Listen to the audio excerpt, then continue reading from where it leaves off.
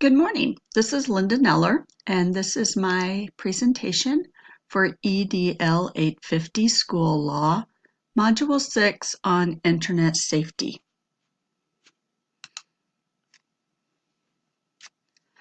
The first law that I wanted to talk about was the Children's Internet Protection Act. This is something that I've seen mentioned in classmates' posts, but that I was not aware of. First of all, these are laws that govern schools and libraries to make sure that a minor has safe internet access. First of all, they must have an internet safety policy in place.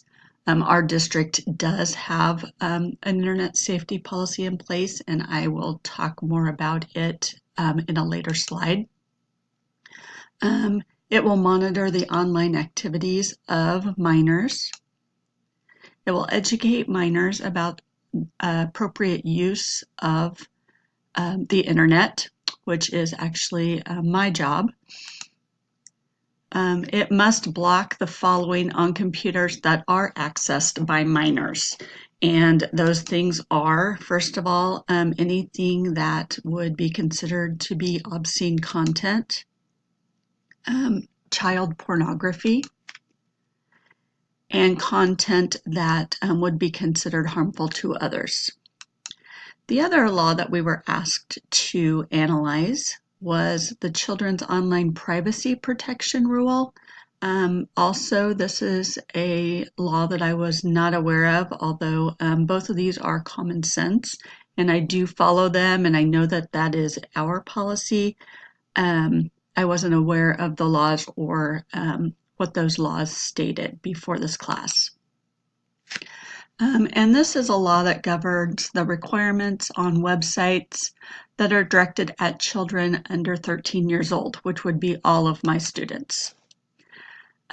They are to protect a child's personal information.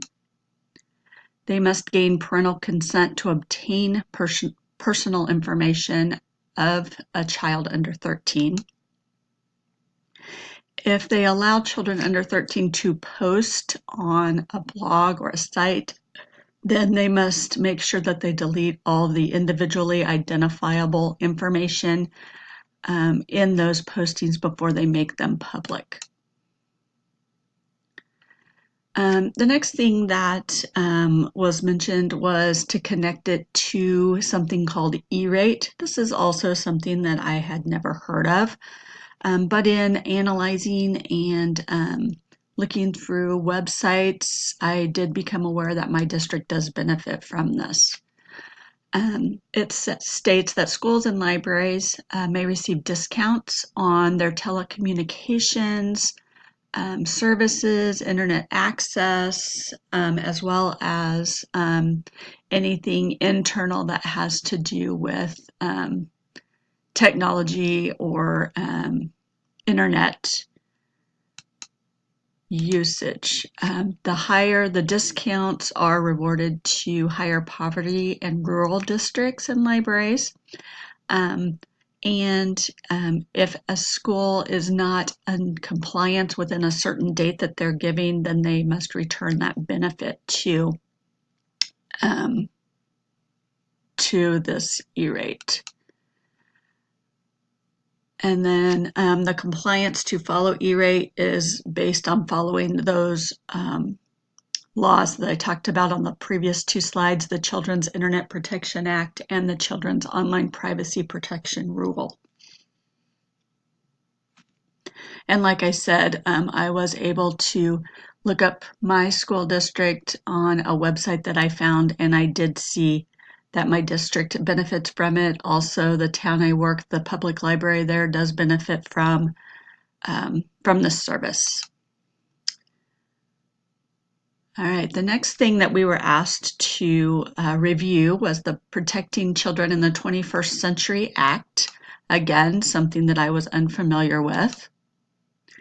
And it requires that a school either needs to adopt an internet safety policy, or it must amend an existing policy for internet safety. And that is in order for it to be in compliance with those laws and provide for educating minors about appropriate online behavior. That is also my job, is teaching digital citizenship, internet safety. That is part of my curriculum. All right, so on to my school district. USD 290 is the district I work in. That is in Ottawa, Kansas. And I was not able to find, just by searching our district website and looking on the internet, I was unable to locate this. So I went to our director of technology and just asked him to point me in the right direction. He sent me some links and a lot of PDF files and quite a bit of information that I'm going to summarize here. But first of all, our acceptable use policy, which was actually revised in 2016, although if you click my link in my references, it will have an incorrect date on it. But he also said that it will be revised again this year. And it enforces the use of filters that block access to obscenity, child pornography, and other materials harmful to minors, which follows that Children's Internet Protection Act. Students are not allowed to access chat rooms and social networking at all within our district, and that did not have an age on it, so that would be all students in the district. And actually, even the filters for teachers, we do not have access to any social network while we are using the school's internet access. Students are expected to follow district policy with all district technology. Again, that's my job to make sure that is followed and to teach that to the students. Any technology taken home should be used as if it was at school.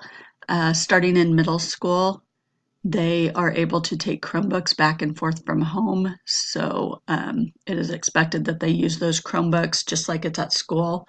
And none of their information, even if they're at home, would be private on those. Teachers also have Chromebooks that they can carry back and forth and use, along with some district iPads. All individuals will use district technology for only educational and professional usage. Again, we can't expect any of that to be private. If we don't use it for educational and professional use, then someone would know that. And the use of personal electronics is also addressed in that policy. So cell phones, laptops, iPads, tablets, anything brought from home is also addressed in that policy. Another thing that we have is a light speed filtering program. It produces a log of sites that users access or attempt to access. We have had students and teachers questioned about some things that have showed up on that log. Normally, it's not a big deal once they're talked to about it, but sometimes we do have to have a consequence for a student who was using the internet against our policies. And normally that is just they either are unable to use the internet for a certain period of time, or they can block sites for certain individuals. Actually, they can't block sites. They can open up only certain sites. So I guess whitelist certain sites for some students, so that those are the only things that they're able to access. If you want a site unblocked, there is a URL request form that can be filled out, and that would be filled out by a teacher or an administrator, and our technology director does review those weekly, and he can unblock sites for us. Student access is inappropriate material.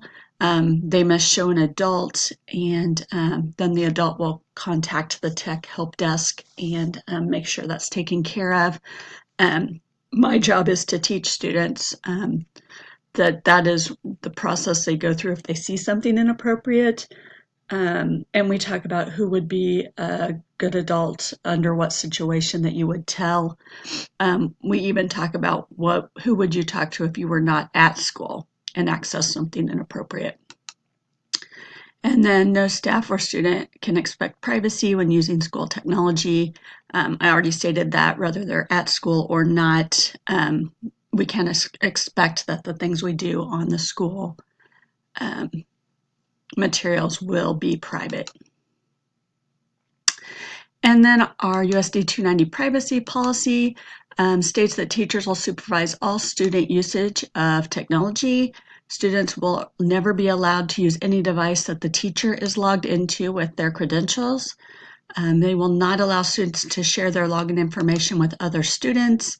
And then also students' personal information is kept private based on FERPA, and except if permission is granted by a student who is over 18 or over, or a parent or guardian of a student that is under 18. And this law is something that our administrators talk about quite a bit and make sure that we are aware that we are not to share any information about students with someone who really doesn't need to know that or does not have any relationship with that student. The references I used for this assignment and presentation are a couple links from the actual module. I used those and read through those. I also did some Google searches and got the links from my school district. And again, if you do click on these links, the dates at the bottom, my technology director stated that they were not actually accurate. So I did post the correct date in my references and on my slides. So thank you very much for listening, and I look forward to watching other presentations.